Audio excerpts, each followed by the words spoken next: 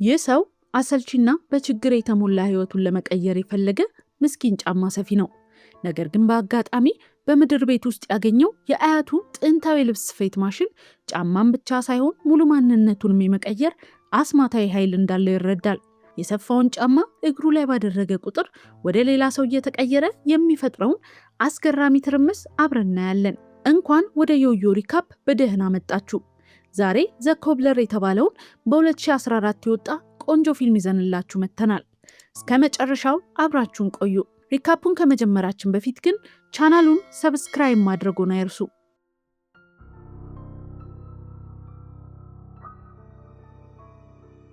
ታሪካችን ሲጀምር በ19ኛው ክፍለ ዘመን የነበሩ ምስኪን ነጋዴዎች የቤት ኪራይ በከፍተኛ ሁኔታ መጨመሩና ንግዶቻቸው መክሰራቸውን ለመወያየት ስብሰባ ያደርጋሉ። ምንም አማራጭ ስለሌላቸው ሚስጥራዊ ኃይል አለ የሚሉትን ፒንቻስ ሲምኪን የተባለው የአሁኑ የዋናው ባለታሪካችን ማክስ ቅድመ አያትን እርዳታ ይጠይቁታል። ሰዎቹ ያንን ክፉ ባለሀብት ለማሸነፍ እንዲረዳቸው የኪራይ ሰብሳቢውን ጫማ ሰርቀው ለዚህ ሰው አስረክበው ተአምር እንዲሰራ ይለምኑታል። ፒንቻስ መጀመሪያ ላይ ቢያቅማማም በመጨረሻ በሀሳባቸው ይስማማል። ከዚያም ያረጀውን ጫማ በጣም ልዩ በሆነው የልብስ ስፌት ማሽኑ ላይ መጠገን ይጀምራል። ከዚህ በኋላ ፊልሙ ወደ አሁኑ ዘመን በመመለስ ከዋናው ባለታሪክ ማክስ ጋር ያስተዋውቀናል። እሱ የፒንቻስ አራተኛ ትውልድ ልጅ ሲሆን ልክ እንደ አባቶቹ ሁሉ እሱም የጫማ መሸጫ ሱቁን ወርሶ ለኑሮ በጣም ይለፋል። እናም በትንሽ አፓርታማ ውስጥ ከታመመችው አሮጊት እናቱ ሳራ ጋር አብሮ ይኖራል። አባቱ ደግሞ ከዓመታት በፊት ጥሏቸው ሄዷል። ከሚያውቋቸው ሰዎች መካከል ከሱቁ ጎን ካለው ጂሚ ከተባለው ፀጉር አስተካካይ ጋር በጣም ይቀራረባሉ። አንድ ቀን ማክስ በተለመደው ስራው ላይ ያለ አንዲት ሴት ወደ ሱቁ ትገባለች። እሷም ራሷን ካርመን ብላ አስተዋውቃ በአካባቢው ላሉ ተከራዮች መብት የምትሟገት ማህበራዊ ሰራተኛ መሆኗን ትነግረዋለች። በሀብታም ሪል ስቴት ባለቤቶች ወረራ ምክንያት አንዳንድ ምስኪን ሰዎች በግድ ከቤታቸው እየተፈናቀሉ ነው። ስለዚህ ካርመን መንግስት ጣልቃ እንዲገባና ሀብታሞች ምስኪኖችን እንዳያሰቃዩ የፊርማ ማሰባሰቢያ ይዛ እየዞረች ነው። ማክስ ለጉዳዩ ብዙ ባይጨነቅም ካርመን ደስ ስላለችው ፊርማውን ይፈርማል። በማግስቱ ሎርሎ የተባለ ኃይለኛ ሰው ወደ ሱቁ ገብቶ ማክስ ጫማው እንዲወለውልለት ያዘዋል። እሱም ተስማምቶ ስራውን ይጀምራል። ወልውሎ ሲጨርስ በስራው ተደንቆ ሌላ የሚጠገን ጫማ ጥሎለት ይሄዳል። ሰውየው እንደወጣ ማክስ ወዲያውኑ ጫማውን ለመጠገን ወደ ስራ ይገባል። ነገር ግን እጣ ፈንታ ሆኖ የኤሌክትሪክ ስፌት ማሽኑ ተበላሽቶ ከጥቅም ውጭ ይሆናል። ሰሪ ጋር ቢደውልም ሁሉም ስራ ላይ በመሆናቸው ምንም አማራጭ የሌለው ማክስ ወደ ምድር ቤት ወርዶ የሚሰራ የስፌት ማሽን መፈለግ ይጀምራል። በመጨረሻም አንድ ማሽን ያገኛል። ይህ ማሽን መጀመሪያ ላይ አያቱ ፒንቻስ ሲጠቀምበት የነበረው ያው ማሽን ነው።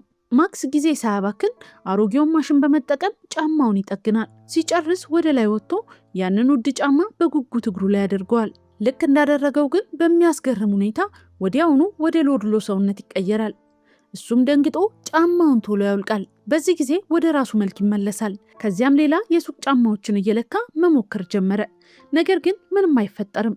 ለጥቂት ጊዜ ካሰበ በኋላ ለውጡ የሚመጣው በአያቱ ጥንታዊ ስፌት ማሽን የተጠገነውን ጫማ ሲያደርግ ብቻ እንደሆነ ይረዳል። ይህንን ለማረጋገጥ ሱቁን ዘግቶ በአሮጌው ማሽን አንዳንድ የድሮ ጫማዎችን ይጠግናል። ከዚያም አንድ በአንድ ሲሞክራቸው በእያንዳንዱ ጊዜ ወደ ተለየ ሰው ይቀየራል። አሁን ማክስ ያንን አሰልቺ ህይወቱን ቀይሮ የፈለገውን ሰው መሆን እንደሚችል አወቀ። አንድ ጊዜ ወደ ቻይና ሰው ተቀይሮ ቻይና ታውን ውስጥ ይዞራል። በሌላ ጊዜ ደግሞ ወደ ተንጣለለ ሬስቶራንት ሄዶ መልኩን በመቀየር ሳይከፍል ይወጣል። ደግሞ ወደ ሀብታም ሰው ተቀይሮ የቅንጦት መኪና በከተማ ያሽከረክራል። በዚህ መልኩ የአያቱን አስማታዊ ማሽን ካገኘ በኋላ የማክስ ህይወት በአንዴ ደመቀች። አንድ ቀን ጠዋት ሱቅ ውስጥ እየሰራ ሳለ ታሪን የምትባል ቆንጆ ሴት መታ የፍቅረኛዋን የኤሚሊያኖን ጫማ እንዲጠግንላት ጠይቀዋለች። በውበቷ በአንድ የተማረከው ማክስ እሷን ለማግኘት አንድ እቅድ ያወጣል። በአስማተኛው ማሽን ተጠቅሞ ወደ ቆንጆ ወጣት ኤሚሊያኖ ራሱን ቀየረ። ከዛም ወደ አካባቢው መጠጥ ቤት በመሄድ እዚያ ያሉ ሴቶችን ሁሉ ትኩረት ይስባል። ይህ ያበረታታው ማክስ በቀጥታ ወደ ኤሚሊያኖ አፓርታማ ይሄዳል። እዚያ ሲደርስ ግን ታሪን ሻወር እየወሰደች ነበር። እሷም በጣም ተደስታ አብሯት ሻወር እንዲወስድ ትጠራዋለች። ማክስ ወዲያውኑ ቢስማማም ጫማውን ካወለቀ ወደ ራሱ መልክ እንደሚመለስ ሲረዳ ጥሏት ይወጣል። ቀናት እያለፉ ሲሄዱ ማክስ ለካርመንም ፍቅር እያደረበት ይመጣል። በተለያየ መልክ ራሱን እየቀያየረ ይከታተላት ጀመር። የዚያን ሁለት ምሽት ወደ እናቱ ቀርቦ ሌላ ሰው መሆን ትፈልግ እንደሆነ ይጠይቃታል። እሷ ግን እንደማትፈልግ ነግራው፣ ነገር ግን ባሏን አንድ ጊዜ ለማየት እንደምትመኝ ትነግረዋለች። ይህን የሰማው ማክስ በአእምሮ አንድ ሀሳብ ያመጣል። በማግስቱ ምሽት ለሳራ የፍቅር እራት ያዘጋጃል። ቆንጆ ልብስም ይገዛላታል። እሷ እየተዘጋጀች እያለ እሱ ወደ አባቱ ተቀይሮ ወደ እሷ ይቀርባል። እንደተጠበቀው ያቺ ምስኪን አሮጊት ከዓመታት በኋላ ከባሏ ጋር በመገናኘቷ በጣም ትደሰታለች። የት እንደነበር ብዙ ሳትጠይቀው በደስታ ጊዜያቸውን ያሳልፋሉ። አብረውም እራት ይበላሉ። ማክስ በአባቱ መልክ ሆኖ እናቱን ወደ አልጋዋ ወስዶ እስክትተኛ ድረስ አጠገቧ ይቆያል። ግን በሚያሳዝን ሁኔታ በማግስቱ ጠዋት እናቱ ሕይወቷ ያልፋል። በአጭር ጊዜ ውስጥ ብዙ ሰዎች የሳራን ለቅሶ በማሰብ ቤት ውስጥ ይሰበሰባሉ። እሱ ግን በጣም አዝኖ ለእናቱ ሞት ራሱን ይወቅሳል። ከትንሽ ቀን በኋላ ከእናቱ ሐዘን እንደምንም ብሎ ተጽናንቶ ወደ ስራ ይመለሳል። እናም የመጀመሪያው ደንበኛ ሎድሎ ሲሆን ጫማውን ለመውሰድ መጥቷል።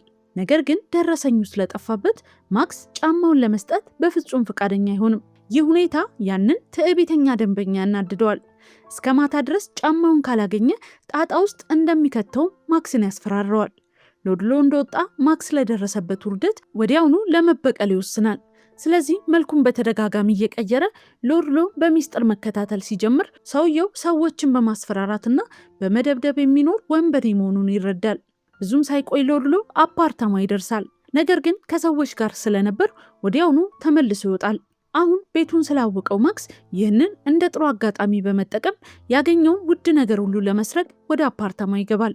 እዚያም ባለፉት ዓመታት በደረሰባት በደል ምክንያት ከቤት ልትወጣ ያሰበችውን የሎድሎን የተናደደች ፍቅረኛ ያገኛታል። እሷ ስትወጣ ቤቱ ውስጥ ዕቃ መፈለግ ይጀምርና በጦር መሳሪያ የተሞላ ሚስጥራዊ ሻንጣ ያገኛል። አንድ ዘመናዊ የኤሌክትሪክ ማደንዘዣ አንስቶ እጁ ላይ ሲሞክር ራሱን ስቶ እዛው ይወድቃል። ከጥቂት ሰዓታት በኋላ ከወደቀበት ነቅቶ ለመውጣት ሲዘጋጅ በሚያሳዝን ሁኔታ ሎድሎም በዚያው ሰዓት ይመጣል። ወንበዴው የራሱን አምሳያ በማየቱ ደንግጦ ወዲያውኑ በሩ ላይ ማክስን ያንቀዋል። ነገር ግን ማክስ ሽጉጡን ስላልጣለው ሰውየው መጥቶ ራሱ እንዲስት ያደርገዋል። ጥቂት ቆይቶም ሎድሎ ሲነቃ ራሱን ወንበር ላይ ታስሮ ያገኘዋል። ወዲያው ማክስ በሴት መልክ ወደሱ ቀርቦ ውድ ዕቃዎችን እንዲሰጠው ያስፈራረዋል። ምንም አማራጭ የሌለው ወንበዴ ውድ ሰዓቶች ያሉበትን ሚስጥራዊ የካዝና ቦታ ይነግረዋል።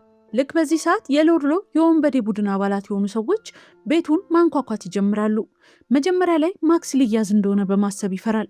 ነገር ግን ሰዎቹ $50,000 ለመቀበል ሊወስዱት እንደመጡ ሎድሎ ሲነግረው ማክስ በራስ መተማመን ወደ ሰውየው ተቀይሮ ወንበዴዎቹ ጋር ይቀርባል። ዋናውን ሰውዬ እዚያው እንዳሰረው ከነሱ ጋር አብሮ ይሄዳል። በመንገድ ላይ ከቡድኑ አባላት አንዱ ለሱ ሰርፕራይዝ እንዳለው ተናግሮ ወደ አንድ ሚስጥራዊ ጋራዥ ይወስደዋል። እዚያም ከነሱ ሊሰርቅ ሲሞክር የተያዘውን ፓትሪክ የተባለውን ሰው ደብድበው አስረውታል። ደሙንና ሁኔታውን ሲያይ ማክስ ደንግጦ ወደ መታጠቢያ ቤት ይሄዳል። ራሱን ካረጋጋ በኋላ ይወጣና ሁሉም ሰው ሁለተኛ እድል ይገባዋል በማለት ያንን ምርኮኛ እንዲለቁት ያዛል። ወንበዴዎቹ አለቃቸው ሰውን ሲመራይተው ስለማያውቁ በጣም ይገረማሉ። ነገር ግን ተቆጥቶ ሲያስገድዳቸው ፓትሪክን ለመልቀቅ ይስማማሉ። ከዚህ በኋላ ማክስና ወንበዴዎቹ ጉዟቸውን ቀጥለው ኢሌን ግሪንዋልት ወደምትባል የባለ ሀብት ትልቅ መኖሪያ ቤት ይደርሳሉ። ያለምንም አንገራገር $50,000 የያዘ ኤንቨሎፕ ለማክስ ትሰጠዋለች። እናም የታለመለትን ሰው እንዲገድል ታዘዋለች። ማክስ ስራው እንደሚያውቅ አስመስሎ ከሰዎቹ ጋር በራስ መተማመን ይወጣል። ነገር ግን ስራውን ጨርሶ በሚያሳዝን ሁኔታ በሴት መልክ ወደ አፓርታማው ሲመለስ ሎድሎ ሽጉጥ ይዞ እየጠበቀው ነበር። ወንበዴው ሊያንቀው ሲሞክር ማክስ ግን በብልሃት አንዱን ጫማ አውልቆ ወደ ራሱ መልክ ይመለሳል። ይህ ሎድሎን በጣም ያስደነግጠዋል። ማክስ ይህንን አጋጣሚ ተጠቅሞ ለማምለጥ ሲሞክር ሳይታሰብ በጫማው ሹል ተረከዝ የሎድሎን አንገት ይወጋዋል። ወንበዴውም ወዲያውኑ ይሞታል። ይህን ሲያይ የደነገጠው ማክስ ከአካባቢው በፍጥነት ይሸሻል። እናም በማግስቱ ጠዋት ራሱን አሳልፎ ለመስጠት በቀጥታ ወደ ፖሊስ ጣቢያ ይሄዳል። እናም ፖሊሶች ይዘውት ወደ አፓርታማው ሲመጡ በሚያስገርም ሁኔታ የሎድሎ አስክሬን፣ የደም ምልክቶቹ፣ ገንዘቡና ጠመንጃ ሁሉ በቤት ውስጥ ጠፍተዋል። ማክስ እውነቱን እየተናገረ መሆኑን ለማሳመን ቢሞክርም በማስረጃ እጥረት ምክንያት ፖሊሶች ጥለውት ይሄዳሉ። ከጥቂት ጊዜ በኋላ ወደ ሱቁ ይመለሳል። እዚያም ገንዘቡና ጠመንጃው ጠረጴዛ ላይ ተቀምጠው ሲያይ ይደነግጣል። በእነዚህ ነገሮች ተበሳጭቶ ሁሉንም ይዞ ለመውጣት ሲዘጋጅ ጎረቤቱ ጂሚ በድንገት ያስቆመዋል። ማክስ እናቱ ከሞተችበት ጊዜ ጀምሮ እንግዳ ነገር እያደረገ እንደሆነና ሁልጊዜም ከሱቁ እንደሚጠፋ ስጋቱን ይገልጽለታል። ነገር ግን እሱ ለንግግሩ ትኩረት ሳይሰጥ መንገዱን ይቀጥላል። በሚቀጥለው ትዕይንት ማክስ በሴት መልክ ተቀይሮ ወደ ኢሌን መኖሪያ ቤት ይሄዳል። ሎድሎ ስራውን መፈጸም ስላልቻለ ገንዘቡ እንዲመልስ እንደላከው በውሸት ይነግራታል። እሷ ግን ውሸቱን ነቅታበታለች። ሰዎቿ እንዲመቱት ታዛለች። እነሱም ራሱን እስኪስት ድረስ ይመቱታል። ያን ዕለት ምሽት ማክስ ሲነቃ ሁለት ሰዎች መኪና ውስጥ ጭነውት እየወሰዱት እንደሆነ ያስተውላል። ሰዎቹ አፓርታማ ስለማቃጠል እያወሩ ነው። ይህን የሰማው ማክስ በፍጥነት የአንድ የሞት ሰው ጫማ አድርጎ ወደ ሟች ሰው ይቀየራል። ሰዎቹ እሱን ሲያዩት ደንግጠው መኪናቸው ይጋጫል። ማክስም በዚህ ምክንያት ከነሱ ያመልጣል። በማግስቱ ጠዋት ሱቅ ሲደርስ ካርመን ትታለት የነበረውን ወረቀት ያያል። ሲያነበውም እሷ የምትታገልለት ተከራይ ሰለሞን የኢሌን ሰዎች ሊገድሉት የነበረው ያው ሰው መሆኑን ይረዳል። ስለ ሁኔታው በመጨነቅ ለመወያየት በፍጥነት ወደ ካርመን ቢሮ ይሄዳል። በእሷ በኩል ኢሌን አፓርታማውን አፍርሳ የገበያ ማዕከል ለመስራት የምትፈልግ ሀብታም መሆኗን ትነግረዋለች። እስካሁን ሁሉንም ተከራዮች ብትገዛም ሰለሞን ግን አልወጣም ብሏል። በኋላ ሁለቱ ወደ ሰለሞን ቤት ሄደው ኢሌንና ሰዎቹ ሊገድሉት እንዳሰቡ ይነግሩታል። ነገር ግን የሚያስገርመው ያ ሽማግሌ በአፓርታማው ውስጥ ብዙ ትዝታዎች ስላሉት ለመሄድ ፈቃደኛ አልነበረም። ይህን ስትሰማ ካርመን በጣም ታዝናለች። ነገር ግን ለማክስ አንድ ሀሳብ ይመጣለታል። በማግስቱ ጠዋት ወደ ሰለሞን ተቀይሮ ኢሌንን ያገኛታል። እናም አንድ እቅድ ያቀርብላታል። $100,000 ልጁን ለማየት ወደ ቺካጎ መሄጃ ትኬት ከሰጠችው ቦታውን እንደሚለቅ ይነግራታል። ኢሌን ወዲያውኑ በሀሳቡ ትስማማለች። በዚያኑ ምሽትም ሁለቱ ሰዎች ጄፍሪና ብራያን ገንዘቡን ለማስረከብ ወደ ሰለሞን አፓርታማ ይሄዳሉ።